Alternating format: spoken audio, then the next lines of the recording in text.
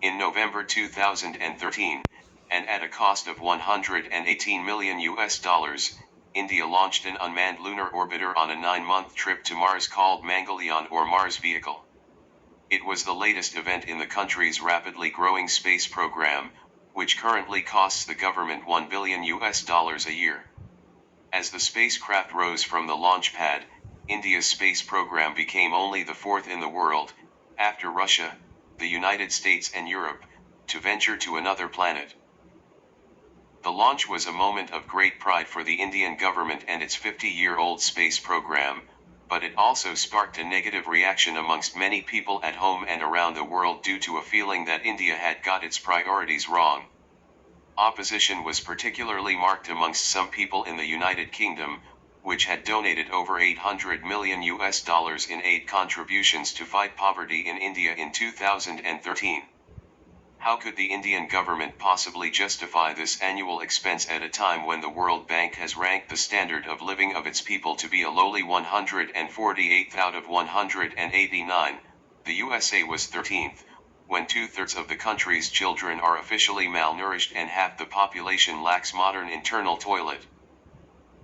The indicator that is regularly used by organizations such as the World Bank to assess the standard of living of a country's population is known as Gross Domestic Product, GDP, per capita. This is calculated by adding together the value of all goods and services produced within a nation in a given year, converted to US dollar, and dividing by the mid-year population of the country in the same year. This results in a figure of $1,499 for India, compared with $53,143 for the USA and a world average of $10,472. Most often the figures are presented in a choropleth map, such as the below map on GDP per capita. Although it is a common way of comparing levels of prosperity between one country and another, geographers always warn that this indicator should be used with caution because of its limitations. Those opposed to continued investment in the Indian space program and recent projects such as the Mars mission point to the fact that India only has, at best, a medium level of economic development and that hundreds of millions of people living there continue to exist in poverty. According to the World Bank's definition of poverty as living on $1.25 or less a day, there are 270 million people in India coping with poverty. This accounts for 21% of everyone in the world living in poverty based on the same definition. Because of the limitations of GDP per capita as an indicator of development and as a means of comparing the quality of life in one country with another, in recent times geographers have created more relevant and sophisticated measures of standard of living that do not rely solely on economic data. One of these modern indicators is the Human Development Index, HDI.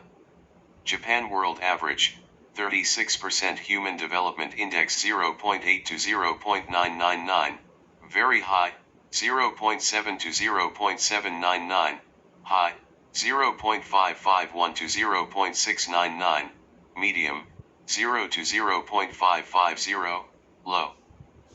The region with the lowest average HDI is Sub-Saharan Africa, which includes all African countries that are fully or partially located south of the Sahara Desert, excluding Sudan.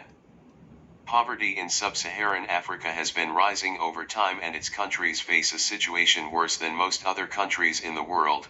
Nearly 50% of the population is classified as poor. These achievements, however, haven't stopped detractors from asking why India is doing this when a third of its people live below the international poverty line. The simple answer is because it makes economic sense, as technological and social development goes hand in hand. This reasoning has been embraced throughout the countries of the developing world. Capturing and igniting the young minds of India and across the globe will be a major return for this mission. P. Kunhikrishnan, chairman of ISRO and 2013 Mars mission director said. Why do people support India's space program?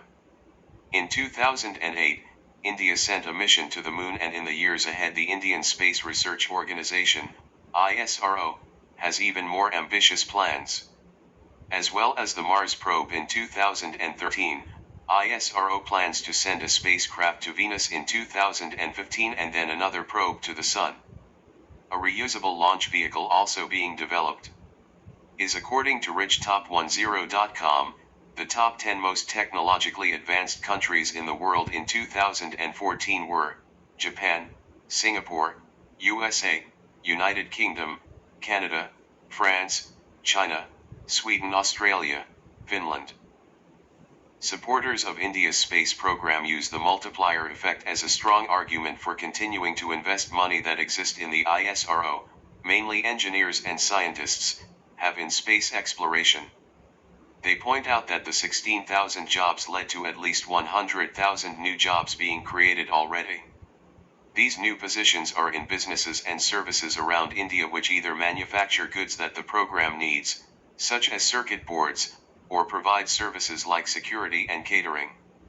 In this case, the multiplier effect is 1:5, meaning every new job in the space program leads to 5 others being created. Many people in India argue that investing in a space program and employing the best young scientists coming out of its schools and universities is essential to slow down the country's brain drain. The term brain drain refers to the emigration, outmigration, of knowledgeable, well-educated, and skilled professionals from their home country to another country. The main reason for this is the availability of better job opportunities in the new country. Brain drain occurs most commonly when individuals leave less developed countries, LDCs, with fewer opportunities for career advancement, research, and academic employment and migrate to more developed countries, MDCs, with more opportunities. For example, on average 120,762 migrants from India receive visas to work in the United States every year, and the United Nations Development Program, UNDP, estimates that India loses $2 billion a year because of the emigration of computer experts to the USA.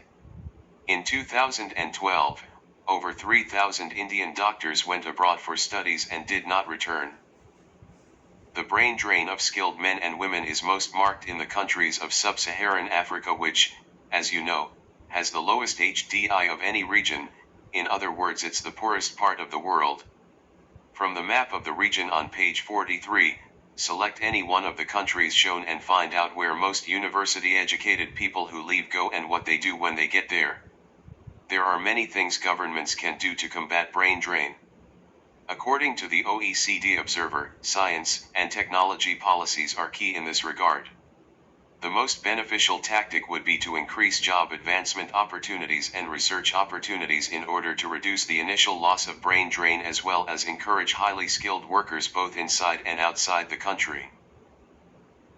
In October 1999, a powerful cyclone formed over the Malay Peninsula, 1,600 kilometers to the east of India.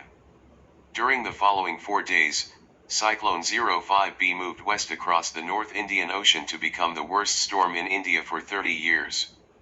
It was tracked by satellite using the Saffir-Simpson hurricane scale. The Orissa region on India's east coast took the brunt of the cyclone as it made landfall, killing more than 10,000 people and causing widespread destruction. In 2013, the even more powerful cyclone Phelan hit the same region of India but caused only 51 deaths amongst the population.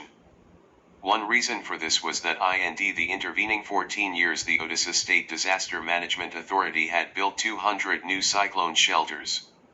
However, the main reason for such a small loss of life was that India's space program had been able to develop and launch a number of advanced weather satellites to closely monitor the movements of cyclones in the Indian Ocean.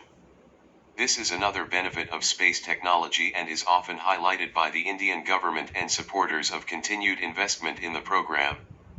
The government of India believes that anyone who doubts the benefits that a space program can bring to their country should look no further than the city of Bangalore, the headquarters of the ISRO since 1969, now referred to as the Silicon Valley of India.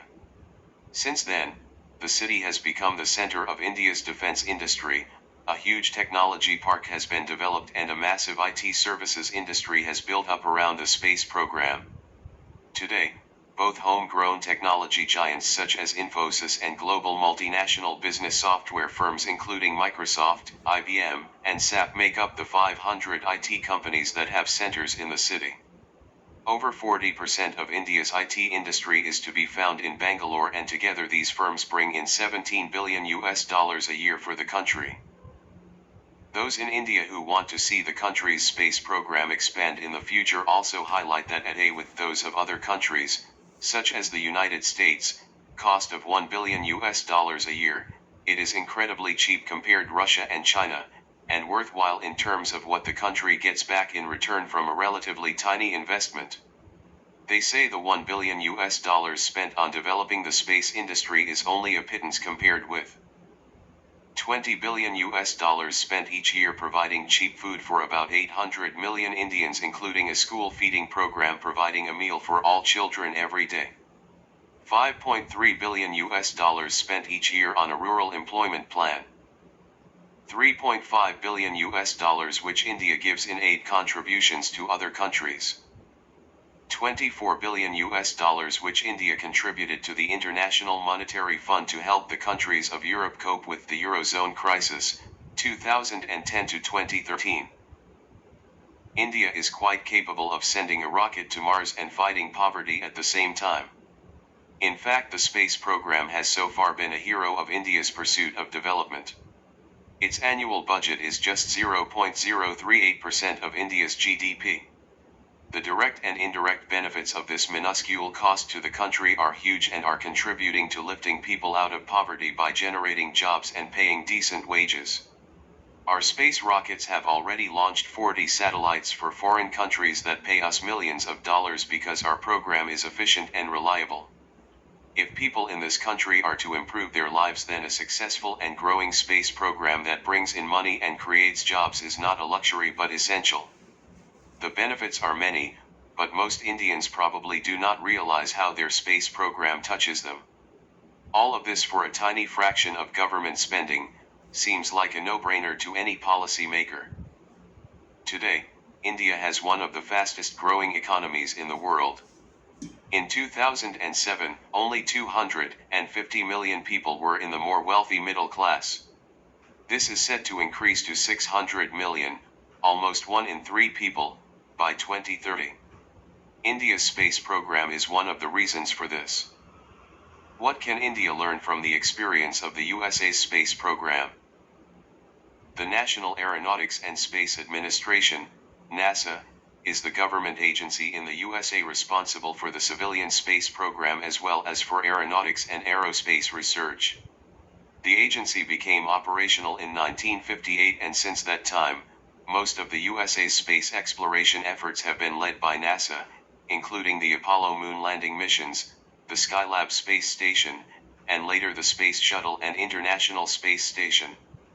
NASA's budget has generally been approximately 1% of the federal budget from the early 1970s onwards, but briefly peaked to around 4.41% in 1966 during the Apollo program.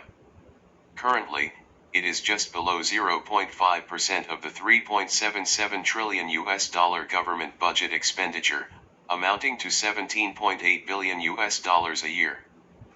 NASA spin-off. Cordless tools and appliances. The development of personal computers. Wildlife conservation. Solar energy. Managing the spread of cities. Polymers, advanced heat management materials for vehicles. Using ions to sterilize drinking water. Managing ocean pollution. Laser eye surgery. River flood control.